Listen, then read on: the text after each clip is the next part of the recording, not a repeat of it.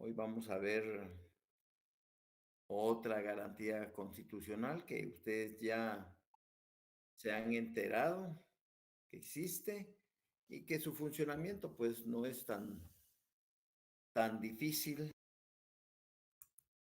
porque no entramos a profundidad al análisis en este medio, sino a los aspectos genéricos que les permita a ustedes ubicarse en cualquier momento de qué garantía constitucional se está hablando o a qué garantía constitucional se está refiriendo. Antes de ello, les doy buenas tardes a todas. Si se dieron cuenta, ya se les integró su zona el día de ayer. Ya a estas alturas están integradas sus zonas hasta 70 puntos. Y como el mismo ofrecimiento que hice en la sección L, lo voy a hacer acá. Si hay alguien que pidió examen extraordinario, pues sabe que será el próximo lunes 11, nuestra última clase presencial, el lunes 11 a las 5. Pero si hay alguien, o que sepan ustedes de alguien, compañero o compañera de la sección, que no hizo su solicitud, pues se puede presentar el lunes a las 5 de la tarde en la coordinación del semestre, que ahí se lo vamos a hacer. Así es de que para los demás, invitarlos para que aprovechen el examen final, que viene muy sencillo, muy fácil, para que eleven su promedio. Traten de elevar su promedio lo más que se pueda. Así es de que el día de hoy vamos a trabajar lo que es la constitucionalidad de las leyes. Hay entonces tres garantías constitucionales que están a la disposición de cualquier persona dentro del medio nacional que por X, Y o Z motivo se le hayan violentado o se le hayan aplicado normas jurídicas en forma errónea. Y eso es lo que vamos a comenzar a hablar hoy, la constitucionalidad de las leyes. Que si ustedes tienen su ley de amparo, exhibición personal, en la página 47, o los que tienen la novena edición deben de tenerla o en la 48 o 49, pero no más allá. Y en cuanto en el título 4 habla de la constitucionalidad de las leyes, ya hay una llamadita ahí, la 138. Y esta dice, es el efecto que surge de haber planteado una inconstitucionalidad. Implica la correcta armonía entre lo establecido en la Constitución y las demás normas inferiores, en virtud de haberse hecho el señalamiento de la previa contradicción que existía entre estas y la tramitación del proceso respectivo para solucionar dicho conflicto. ¿Qué significa eso? Lo que está diciendo ese párrafo es que en todo proceso que se ventile en los tribunales del país, y ese proceso puede ser de cualquier naturaleza, de cualquier materia, de cualquier jurisdicción, de cualquier competencia, no importa. En todo proceso que se ventile en los tribunales del país, los jueces, los tribunales colegiados, es decir, las salas de apelaciones, que pueden funcionar como tribunales de primera instancia o bien como tribunales de segunda instancia, depende del proceso, entonces ellos deben de observar que no habrá ninguna norma inferior a la Constitución que la contravenga, que contradiga, que la tergiverse, que la modifique, que la minimice. No, porque deben de atender al principio de la supremacía constitucional. Es decir, tienen que tener muy claro los tribunales que al aplicar y dictar sus fallos, sean estos autos que pongan fin a un proceso o sean sentencias, deben de observar la jerarquía normativa, que ninguna norma debe de contradecir la norma constitucional. Por eso habla de la armonía que debe de existir dentro de la jerarquía normativa entre, entre todo el andamiaje jurídico, entre todo el conjunto de normas que se encuentran vigentes actualmente en el país, debe de existir una correlación, una armonía en atención al principio de la jerarquía normativa y supremacía constitucional. De esa cuenta, entonces, hay otra garantía constitucional regulada en nuestra Constitución que puede invocarse, que puede usarse dependiendo de la situación que se va a plantear en, en dos formas. Cuando hablo de la constitucionalidad de las leyes, estoy dividiendo esa constitucionalidad en dos artículos. El artículo 266 que habla de la inconstitucionalidad de leyes en casos concretos, ¿ya? Inconstitucionalidad de leyes en casos concretos. E inconstitucionalidad de leyes de carácter general. Para no hacerles un chirmol, para no hacerles una mezcolanza, el día de hoy voy a dedicarme en lo que nos interesa que ustedes aprendan, conozcan, sepan. Me voy a dedicar a lo que es la inconstitucionalidad de leyes en casos concretos. Y la mejor manera,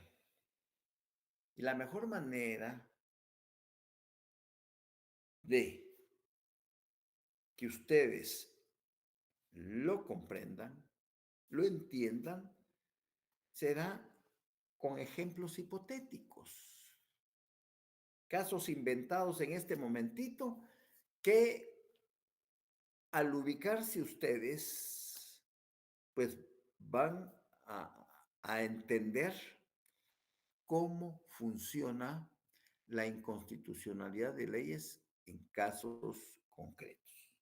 Primeramente, vamos a partir de la norma constitucional, el artículo 266. Por favor, Si tienen a la mano su constitución, ubíquense en el artículo 266, por favor.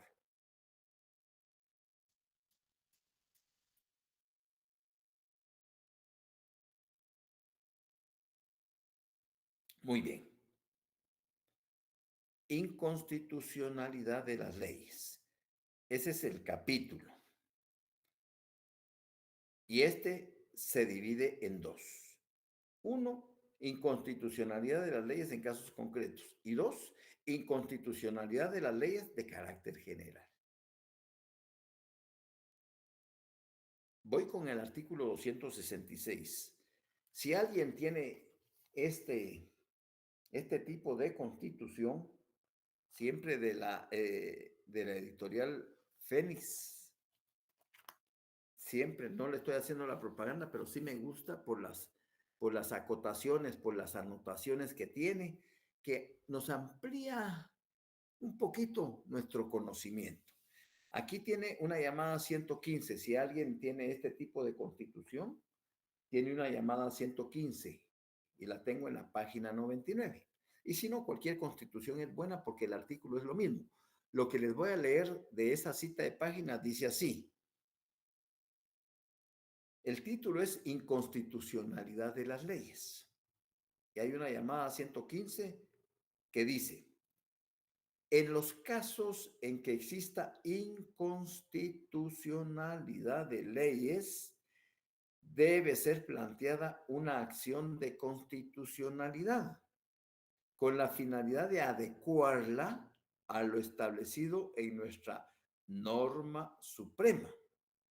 Dicha acción se encuentra contenida en los artículos 114 al 148 del decreto número 1-86 de la Asamblea Nacional Constituyente, Ley de Amparo, Exhibición Personal y de Constitucionalidad.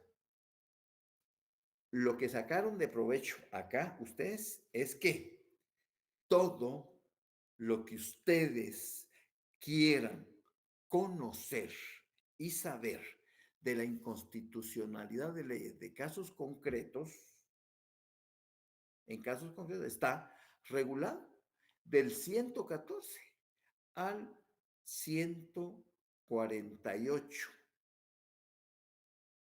de la ley de amparo.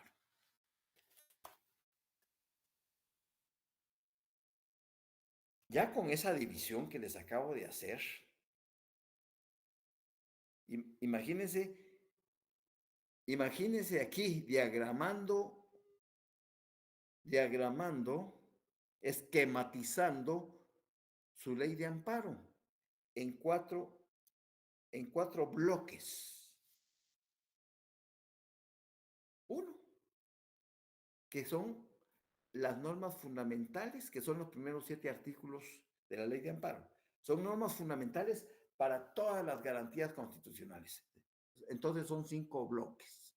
Normas fundamentales, artículos del 1 al 7, porque esas normas fundamentales son aplicables al amparo, a la exhibición personal, a la inconstitucionalidad de leyes de casos concretos y a la inconstitucionalidad de leyes de carácter general. Entonces, voy a voy a hacer mi mapa de la ley de amparo aquí en 5 partes. 1, normas fundamentales. Artículos del 1 al 7. Del 8 al 81 voy en la ley de amparo a tener todo lo que se refiere al amparo. ¿Ya? Ahí, del 8 al 81, voy a tener regulado todo lo que se refiere al amparo. Segundo bloque. Tercer bloque. Del 82 al 113, todo lo que se refiere a la exhibición personal. No me pierdo. Del 82 al 113, tercer bloque. Cuarto bloque, lo que estamos platicando en estos momentos, la inconstitucionalidad de leyes a casos concretos. Del 114 al 148. Y quinto y último bloque, del 149 al final al 195. Ahí voy a encontrar todo lo relacionado a la inconstitucionalidad de leyes de carácter general y lo relativo a la Corte de Constitucionalidad. ¿Se dan cuenta que no es difícil? Cuando yo estudié mis privados, yo esquematicé cada código. Cada código, si hablaba del Código Civil, el Código Civil tiene 5 libros, el primer libro tiene artículos del 1, tenía en ese entonces artículos del 1 al 444, 49, tenía tantos títulos, tenía tantos capítulos, cada título comprendía tales y tales temas, cada capítulo, o sea, me esquematizaba. Entonces, si me hablaban del matrimonio, si me hablaban de la unión de hechos, si me hablaban, yo sabía que los iba a encontrar en el libro primero, de las personas y de la familia. O sea, ya no me perdía, porque yo ya tenía, hacía mis cartelones, me acuerdo que los pegaba en la pared, las cartulinas con colores y ponía ahí, libro 1, libro 2, libro 3, y así fue como los 2.281 artículos del Código Civil, los 635 del Código Procesal Civil, y así, aparte que ya tenía oficina, ojo, porque desde el séptimo semestre me aventé a poner mi trampita. Entonces combinaba la teoría, lo que los maestros, que eran buenos maestros en ese entonces, nos enseñaban, y lo combinaba con la práctica, el qué hacer cotidiano. Y eso pues cuando mmm, me examiné en mis exámenes técnicos profesionales, que en paz descanse. Tal vez de los presentes alguien oyó mencionar, por ejemplo, a, a, fue nuestro decano también y profesor de Derecho Civil 3 y 4, Rubén Contreras. Alguien tuvo la oportunidad de oírlo mencionar o de conocerlo, de los que están conectados, ¿no? No, licenciado. No, a él le decíamos coronel, porque creíamos que también trabajaba para la G2 o el ejército. Ya está, estoy hablando, él ya descansó, está descansando, pero era una persona íntegra, una persona correcta. Y nosotros, pues, por fastidiar, lo teníamos, el apodo de coronel. Y él me examinó en obligaciones, y me tocó una casación con él. Y yo, ¿cuándo? ¿Cuándo? Si los profesores que tuve de procesal civil jamás mencionaron casación, no llegan ahí, no llegan ahí. Y que en aquel entonces eran 15 días de práctica. Nos daban un proceso penal, un proceso civil completo, un proceso laboral. Y nosotros teníamos que leerlo, estudiarlo y dictar la sentencia. Y la sentencia tenía que ser acorde con la dictada en ese proceso, que tenía ese proceso tenía 20 años de antigüedad, 15 años de antigüedad, 10 años de antigüedad. Eran procesos fenecidos, ¿ya? Pero había que dictarse la sentencia. Era un salón donde eran 15 días continuos, a partir de las 2 de la tarde a las 9 de la noche. Cada quien llevaba su máquina, su papel, su tip, todo. Y era una mecanografía, cada quien trabajando, dictando 15 días. Y después entregaba uno la práctica. Entonces ya venía los exámenes orales. Y en la oralidad me toca Sí, es terrible, pero lo que se aprende, Melissa, lo que uno agradece, lo que uno agradece, lo que uno agradece. Entonces, él va para candidato a decano cuando me examina. Faltaban meses para examinarse, para elegirse como decano, porque el otro contrincante era otro profesor que estimaba, pero no le llegaba, pero ni al talón. La cuestión es de que yo ya estaba dando clases como ayudante de cátedra. Desde el 80 yo ya estaba dando clases de ayudante de cátedra. Y él medio me ubicaba porque ahí ya se había dado cuenta quién era. Y me tocó el tema de la casación de fondo. Y yo les digo honestamente, yo no sabía nada, de nada, de nada, pero de nada. A leer el recurso extraordinario de casación, me quedaba igual, no comprendía, no sabía. Me fui a la biblioteca de la Torre de Tribunales y me prestaban las gacetas de casación, donde se forma la jurisprudencia de la Corte. Y a leer casaciones y casaciones y casaciones y casaciones y casaciones y casaciones y casaciones, a leer y a leer y a leer. Bueno, llegó el bendito día del examen. ¿Qué tal, Rolando? ¿Cómo está? ¿Qué tal, Lick? Buenas tardes, mucho gusto. Sí. Comenzamos a platicar y a platicar. Y yo, pues, un manojo de nervios. Yo,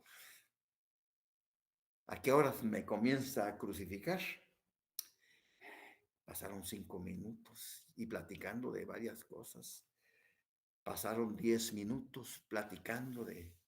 Luego comenzamos a hablar de la campaña política y yo aproveché el momento y le eché las flores de, mire, no es contrincante para usted y bla, bla, bla, bla.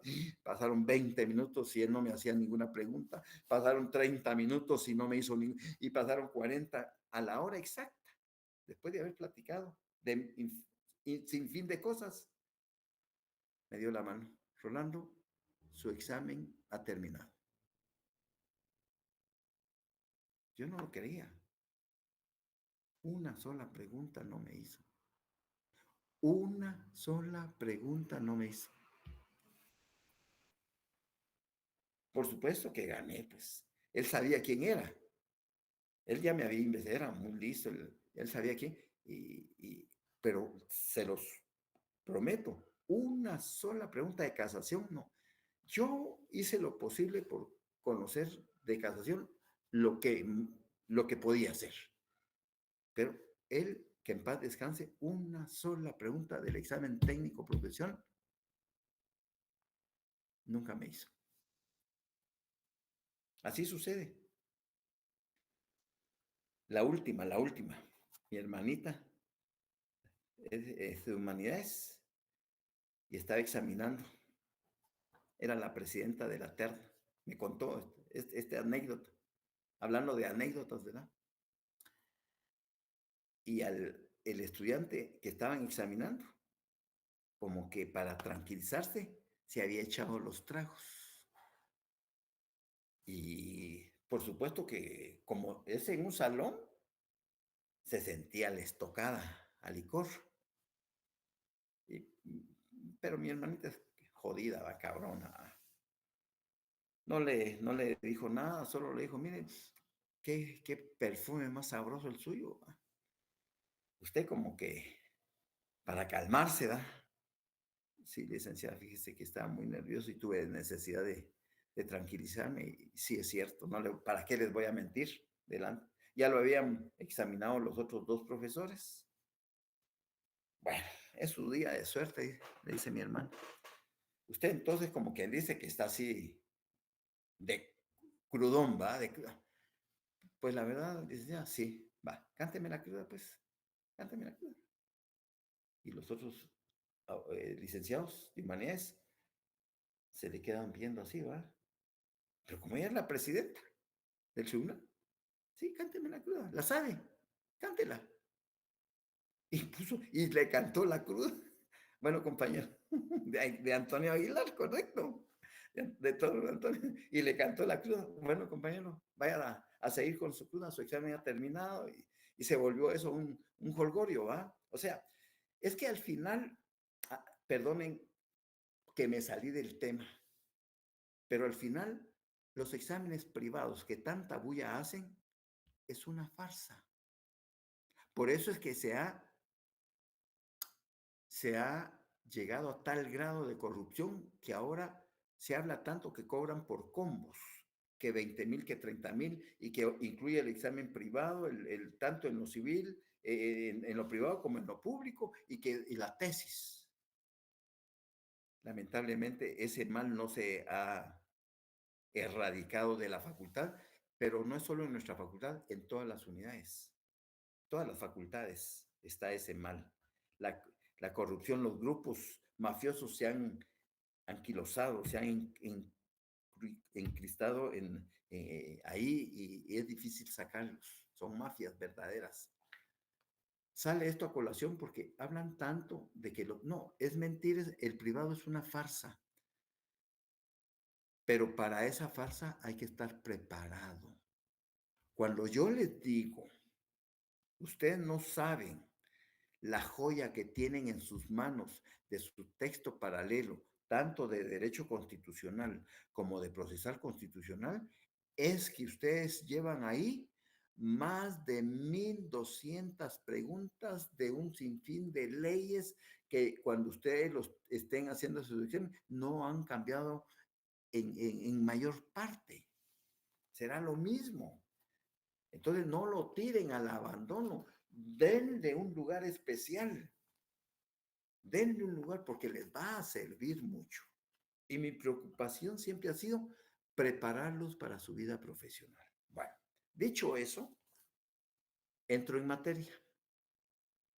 Inconstitucionalidad de las leyes en casos concretos. Artículo 266.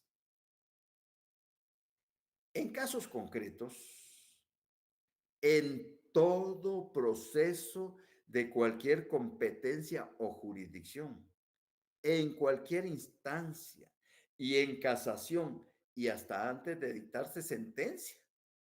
Miren las oportunidades que se tienen para plantear dicha inconstitucionalidad. Y hasta antes de dictar sentencia, las partes. Cuando habla de las partes, está hablando de un actor y de un demandado, de un actor y de un demandado. Las partes. Y por supuesto el juez, que es el que va a ejercer ese poder jurisdiccional, el que va a administrar justicia, el que va a administrar pronta y cumplida justicia, y que se supone al aplicar la justicia tiene que ser neutral. Él se va a basar a los medios probatorios que cada una de las partes le ofrezcan, le ofrecen, los diligencien como medios de prueba en el periodo probatorio y le demuestren a quién le asiste la razón. Entonces el juez, con un buen criterio, con su experiencia, con aplicación en el ordenamiento jurídico vigente, va a dictar su sentencia o va a dictar un auto, porque también los autos ponen fin a los procesos. ¿Mm? Y entonces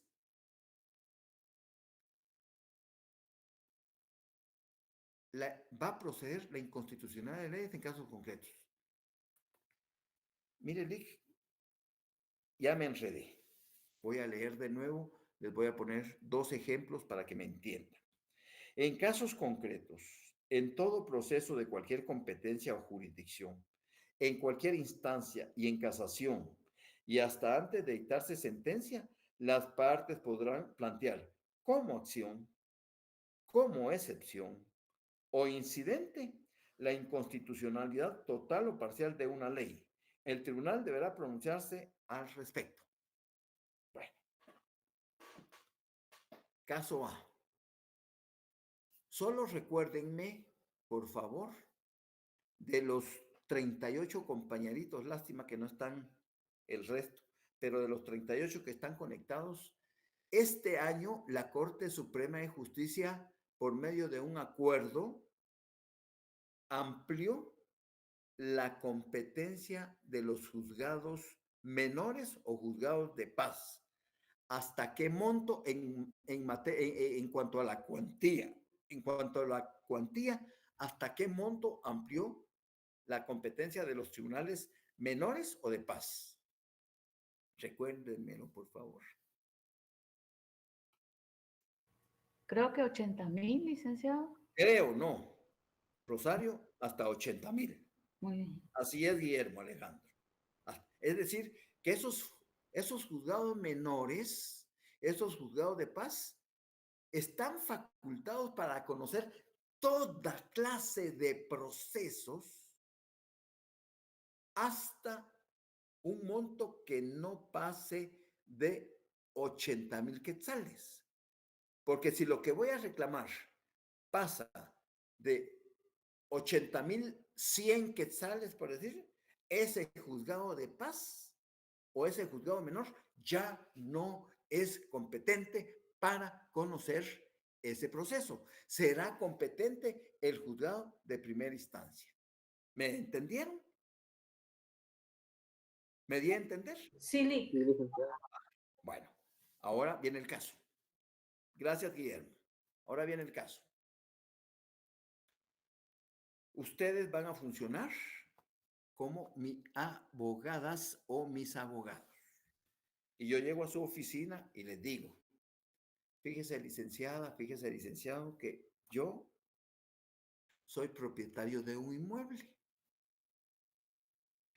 y lo di en arrendamiento a X persona por el plazo de un año que comenzó a correr el 1 de enero de este año al 31 de diciembre de este año.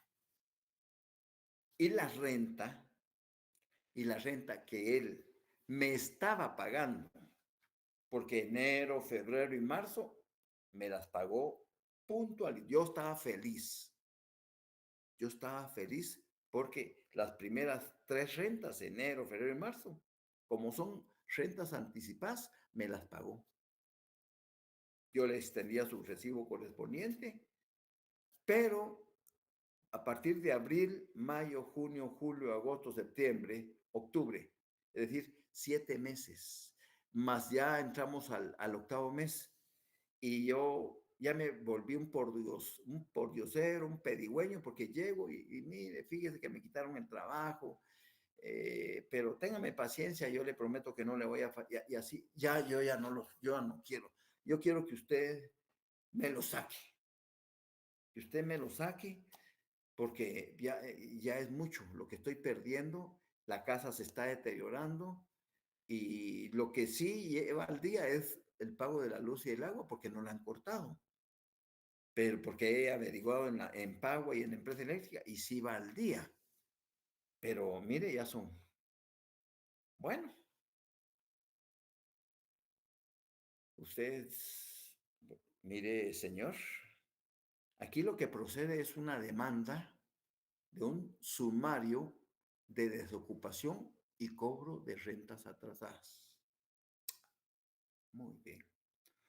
Un juicio sumario de desocupación y cobro de rentas atrasadas. Bueno, licenciada o licenciado, hágamelo, por favor. Mire, yo como no sé de leyes, le pregunto, ¿y qué tribunal es el competente para conocer de ese proceso sumario de desocupación y cobro de rentas atrasadas? ¿Y usted qué me responde? Depende a cuánto equivale el valor de esas rentas atrasadas, licenciado. Y no te digo que la renta era de 6,000 quetzales. Eso lo dije.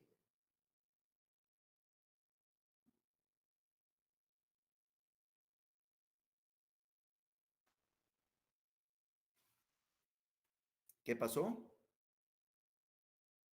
El competente para conocer sería un juzgado de paz, porque no llega hasta los 80,000. Buena respuesta, Luis Pedro. El tribunal competente para conocer es un juzgado menor. Porque si yo multiplico los 12 meses del plazo que tiene el año por una renta de 6,000 y multiplico 12 por 6, ¿cuánto es el total que me da? 12 por los 6,000 son 72,000, pero Son todavía habría que contar si 72,000 pagó este mes. quetzales. Entonces, si el juez de paz tiene facultad para correr hasta procesos hasta 80,000, cae la demanda en el juzgado menor. ¿Vamos bien? ¿Me quedó claro? Sí, sí. Va, muy bien. Entonces, licenciada, por favor, inicie. Y ustedes me piden todos los datos y taca, taca, taca, y preparan la demanda. Dentro de ese proceso sumario de desocupación y cobro de rentas atrasadas, ¿qué papel voy a tener en esa demanda? ¿Voy a ser el actor o voy a ser el demandado? El actor, licenciado. Voy a ser el actor. Voy a accionar. Ustedes, con el auxilio de ustedes, yo voy a accionar ante un juzgado menor que esté dentro de la jurisdicción donde esté el inmueble, ¿verdad? Tiene que estar el juzgado menor dentro del espacio jurisdiccional donde está la competencia de ese juzgado menor. Y yo soy el actor. Y el inquilino o el arrendatario tiene la calidad de demandado. Así es, ¿verdad? Bueno, Sí. presentan ustedes la demanda al juzgado menor y le da trámite. La admite para su trámite y bla, bla, bla, bla, y ordena notificarle al demandado. El demandado, al recibir copia de esa demanda que por medio de ustedes he interpuesto en calidad de actor, de afectado, lo interpuse en un juez, en un juzgado menor de jurisdicción ordinaria. De jurisdicción ordinaria. Y él, al ser notificado y recibir copia de esa demanda, él tiene un plazo para asumir varias actitudes. Una, puede contestar negativamente, oponerse y contestar negativamente. Es decir, señor juez, no es cierto que yo le deba esa cantidad al señor fulano y tal, porque como lo demuestro con los recibos que acompaño, le he pagado enero, febrero, marzo, abril, mayo, junio, julio. Lo que le debo es agosto, septiembre, octubre y noviembre. Eso es lo que, y responde él. Y acompaña recibos. ¿Ya? Y después se entra al diligenciamiento de las pruebas. Pero estamos en jurisdicción ordinaria, estamos en un juzgado menor, estamos en un juzgado de paz. Por favor, cuando se pierdan, me llaman a que los oriente otra vez, porque lo que estoy hablando es de concentración al 100% para que ustedes no se pierdan. Hasta ahorita voy bien, ¿verdad? Hasta ahorita Sí, voy sí, bien. sí. Pero resulta que dentro del trámite del proceso, como que el abogado del demandado, es decir, del arrendatario, del que debe, como que es mero cuate del juez. Y el juez comienza a resolver dentro de ese proceso tendenciosamente favoreciendo al demandado, como que dando a entender que su sentencia al final va a ser favorable a la parte demandada y no a mí, el afectado. Entonces ustedes como buenos constitucionalistas y procesalistas me dicen, mire, aquí esta resolución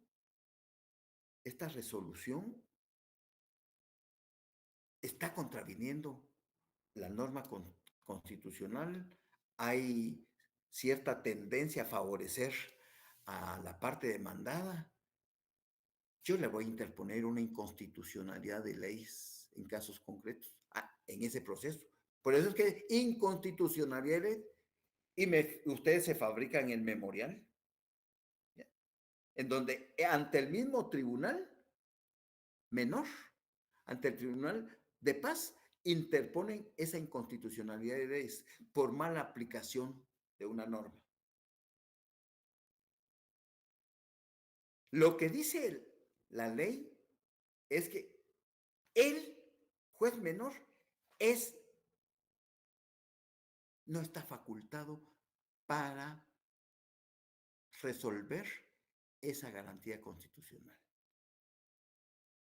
No está capacitado, no está facultado por la ley. Claro que debe de admitirla. O si le da la gana, ni siquiera la admite y la rechaza. Entonces, como los juzgados menores no están facultados para tramitar garantías constitucionales como la inconstitucionalidad de leyes de casos concretos, me puedo ir directamente al jerárquico superior, que es el juzgado de primera instancia. Pero supongamos que este juez no es pendejo y les admite a ustedes el memorial que contiene inconstitucionalidad de leyes en casos concretos. Él lo admite para su trámite, pero no lo entra a conocer. Lo tiene que elevar inmediatamente al juzgado jerárquico superior para que ese juzgado jerárquico superior lo resuelva. Porque el juzgado menor, no puede entrar a conocer garantías constitucionales, porque la ley no se lo permite. Porque tiene que ser en todo caso, acuérdense, todos los días y horas son hábiles, los 365 días del año, las 24 horas. Todo lo del amparo, todos estos primeros 7 artículos son aplicables no solo al amparo, no solo a la decisión, sino a la inconstitucionalidad de leyes de caso, sino también a la inconstitucionalidad de leyes de carácter general, porque son normas fundamentales para las garantías constitucionales. Entonces viene, lo recibe y lo resuelve allá. El proceso está en stand-by. Mientras, inmediatamente viene la resolución. Y efectivamente, el juzgado superior les da la razón a ustedes y le ordena al juez menor anular determinadas actuaciones que atropellan mis derechos fundamentales del debido proceso y el derecho a la legítima defensa. Y regresamos entonces, porque en un momentito, cuando ustedes presentaron esa inconstitucionalidad de leyes, ese tribunal, juez menor, se convirtió por un momentito en juzgado constitucional, en tribunal constitucional, al admitirlo y elevarlo. En ese momentito, ese juzgado menor se convirtió en tribunal constitucional. Pero como la ley no lo faculta para resolverlo, eleva al juzgado superior jerárquico. Y ahí ese tribunal es tribunal constitucional para nosotros, para mí como actor y para el inquilino como demandado. Por eso es una inconstitucionalidad de leyes en casos concretos, porque el resultado final de lo que acontece en ese proceso les interesa únicamente al actor y al demandado. A todo el público, a toda la sociedad guatemalteca, nada que ver, no tienen que ver en absoluto en eso. Viene la resolución en donde declara con lugar mi inconstitucionalidad en la ley y le ordena anular lo actuado a partir de tal fecha. Y corre y va de nuevo, y seguimos en el proceso. Pero, ojo, ojo, yo sé que esto es más complicado, pero por favor, estoy tratando de hacerlo lo más fácil para que ustedes lo entiendan. Pero el demandado no puede estar contento al darse cuenta que el juez le estaba haciendo el favor de inclinar la balanza y se enoja, porque al ordenar que todo lo actuado se anule y que se comience a partir de tal resolución, el afectado, es decir, el demandado, tiene derecho a apelar. Y esa apelación, ¿a dónde creen que van a ir a parar? A la Corte de Constitucionalidad. A la Corte de Constitucionalidad. Y la Corte de Constitucionalidad, ¿qué va a decir? Va a confirmar lo que dijo el juzgado jerárquico superior en primera instancia, que se anulara lo actuado por indebida aplicación de la norma, de una norma, total o parcialmente. Y luego, pues, seguimos diligenciando el proceso. Y al final, en el proceso sumario de desocupación de rentas atrasadas, va a haber una sentencia. Una sentencia que va a tener el carácter de declarando con lugar el derecho del actor o declarándola sin lugar, improcedente, procedente o improcedente. Si nosotros ganamos el proceso porque nos dieron la razón, la otra parte, ¿qué va a hacer? ¿Qué creen que va a hacer ante esa sentencia? Apelar también. O sea, ¿Perdón? no puede apelar también. Apelar, muy bien, Luz María, apelar, pero acordate que es una apelación no de amparo, No. sino de los que están en el artículo 590, en el libro sexto, artículo 596, medios de impugnación, apelar dentro de los 3 días. ¿Por qué? Porque estamos dentro de un juicio ordinario. Y entonces, como es un juzgado menor, apela, y esa apelación, ¿a dónde se va? Al superior jerárquico, al juzgado de primera instancia, que va a hacer las veces de segunda instancia al conocer la apelación. Y esa apelación, ¿cuál es el motivo? La finalidad. Confirmar el fallo de primer grado, declarando con lugar o dándole cara vuelta y diciendo, mire, y dicte una nueva sentencia y favorece al arrendatario. Yo sé que se los puse un poquito complicado.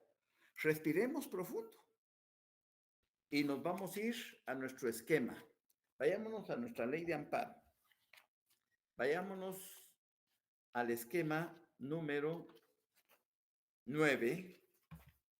Yo lo tengo en la página 180 y esto que es séptima edición, pero la novena la debe de tener en la página 182. ¿O me equivoco? Ustedes me corrigen. Sí, ahí Sí, está. licenciado. Sí. Dice ahí, numeral 9, inconstitucionalidad de las leyes en casos concretos. Lo mismo que dice el artículo 266 de la Constitución, dice acá, dice, procede en todo proceso de cualquier competencia o jurisdicción en cualquier instancia y en casación, hasta antes de dictarse sentencia. Las partes podrán plantear como acción, como excepción o incidente la inconstitucionalidad total o parcial de una ley a efecto de que se declare su inaplicabilidad.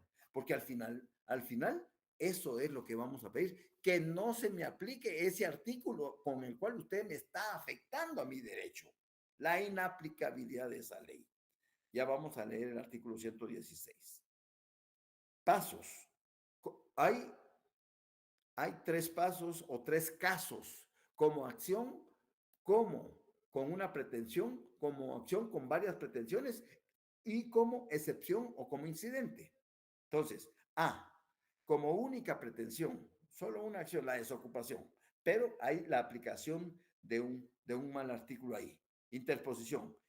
El interesado interpondrá la demanda ante el tribunal que corresponda según la materia. Juzgado menor, juzgado primero de paz civil. Ahí está. 2. El tribunal dará audiencia al Ministerio Público, pero esto ya es en relación propiamente a la inconstitucionalidad. Nosotros estamos tramitando nuestro sumario en la jurisdicción ordinaria, pero como surgió un imprevisto por mala aplicación de un artículo en una resolución, es que acudimos a la inconstitucionalidad. Entonces, este ya es el propio trámite de la inconstitucionalidad. 2. El tribunal dará audiencia al Ministerio Público y a las partes por el término de 9 días. Esos 9 días en la inconstitucionalidad de leyes es común no solo como única pretensión, como con otras pretensiones o como excepción o como incidente.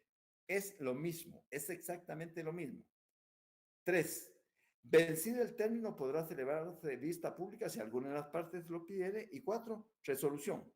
El tribunal resolverá dentro de los 3 días siguientes. La resolución es apelable ante la Corte de Constitucionalidad. Vámonos al B. Con otras pretensiones, artículo 122. Solicitud. El actor dentro del mismo proceso, el actor propondrá dentro del mismo proceso la declaración de inconstitucionalidad junto con otras pretensiones. Audiencia. El tribunal dará audiencia al Ministerio Público y a las partes por el término de 9 días. Es lo mismo. 3. Resolución. Vencido el plazo, hayan o no comparecido las partes, dentro del tercer día, el tribunal dictará auto resolviendo exclusivamente la pretensión de inconstitucionalidad. Quiere decir que una inconstitucionalidad de leyes, ya sea como acción, ya sea como excepción o ya sea como incidente, se va a resolver por medio de un auto debidamente motivado, debidamente razonado. Y nos vamos al C, como excepción o como incidente, es decir, como proceso accesorio. Interposición. Se plantea la inconstitucionalidad de una ley como excepción o incidente en cuerda separada. Audiencia. El tribunal dará audiencia al Ministerio Público y a las partes por el término de 9 días. 3. Resolución. El tribunal resolverá en auto razonado respecto de la inconstitucionalidad dentro de los 3 días siguientes. Exactamente es lo mismo lo que indican tanto como acción, como excepción y como incidente. Pero algo que deben ustedes de tener claro es lo siguiente. Dice el artículo 116. Capítulo 2, inconstitucionalidad en casos concretos, llamada 141. Es un mecanismo jurídico procesal que tiene por objeto garantizar que las disposiciones que se emanen se adecuen a la Constitución Política de la República, mantener su preeminencia sobre cualquier otra norma, impidiendo su aplicación no acorde a los preceptos constitucionales. Artículo 116. Inconstitucionalidad de las leyes en casos concretos. Llamada 142. Los requisitos que debe contener el escrito de solicitud de inconstitucionalidad en casos concretos se encuentran en el artículo 11 del Acuerdo 1/2013 de la Corte de Constitucionalidad. En el artículo 10 está el amparo y en el artículo 2 está la inconstitucionalidad de leyes de carácter general. Leamos. En casos concretos, en todo proceso de cualquier competencia o jurisdicción, en cualquier instancia y en casación, hasta antes de dictarse sentencia, las partes podrán plantear como acción, excepción o incidente la inconstitucionalidad total o parcial de una ley a efecto de que se declare su inaplicabilidad. El tribunal deberá pronunciarse al respecto. Es lo mismo que dice el artículo 266. Aquí hay una llamada 143. El hecho de que la inconstitucionalidad en casos concretos pueda ser planteada como cualquiera de estas formas es la característica principal y distintiva que posee. Pasémonos entonces a competencia. Quiero que por favor me lo subrayen y aquí me voy a quedar para no hacerlos más bolas, pero sí se los voy a leer. Competencia. Este artículo es importante, subrayen. Antes dice tramitación e inconstitucionalidad en casos concretos. Hay una llamada a la 144 que dice: la Constitución Política de la República regula, artículo 266, inconstitucionalidad de las leyes en casos concretos. Ya los leí, pero otra vez no importa. En casos concretos, en todo proceso de cualquier competencia o jurisdicción, en cualquier instancia y en casación, y hasta antes de dictarse sentencia, las partes podrán plantear como acción, excepción o incidente la inconstitucionalidad total o parcial de una ley. El tribunal deberá pronunciarse al respecto. Dice el artículo 120, que es el que quiero que por último les quede en su disco duro. En casos concretos, la persona a quien afecte directamente la inconstitucionalidad de una ley puede plantearla. Y hay una llamada ahí, la 145. Ve el artículo 11, esa es la forma en que se va a redactar. Sigo. Ante el tribunal que corresponda según la materia. El tribunal asume el carácter de tribunal constitucional. Yo subrayaría, el tribunal asume el carácter de tribunal constitucional, aunque sea un proceso ordinario que se esté llevando. Al plantearle a ese mismo tribunal la inconstitucionalidad de ese caso, se convierte ese tribunal para esos sujetos en tribunal de carácter constitucional. Pero esto es lo más importante que quiero que les quede.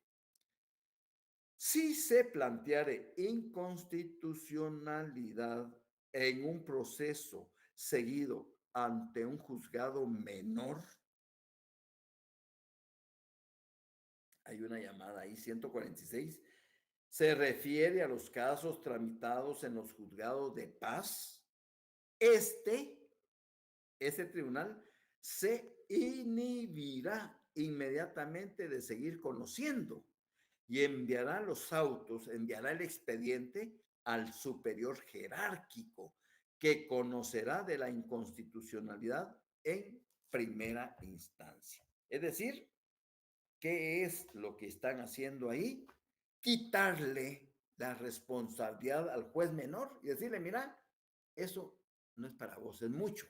Ese proceso te queda muy grande. Subilo. Y entonces el Tribunal Superior Jerárquico lo va a conocer en primera instancia. No solo la inconstitucionalidad, sino todo el proceso que inicialmente se había planteado en el juzgado de paz, por razón de cuantía. Lo jala, lo atrae, porque no es el competente al haberle planteado esa inconstitucionalidad de leyes en casos concretos. Entonces, el tribunal de primera instancia se convierte en tribunal se convierte en primera instancia para ese proceso. Y cuando dicte su fallo final, la sentencia del juicio sumar, si no estoy conforme, pues entonces voy a apelar dentro de los 3 días y va a conocer la sala jurisdiccional competente. Así de sencillo, así de fácil. Espero que me hayan logrado entender. Me sentiría contento que su respuesta sea favorable. ¿Comprendieron? Sí, licenciado. Sí, licenciado. Sí, licenciado. Dile, Les deseo una feliz tarde y los veo el lunes presencialmente. Es Feliz nuestra tarde. última clase. Feliz tarde, un abrazo. Cuídense. Feliz tarde. Feliz tarde, Jersey. Buenas tardes, Guillermo.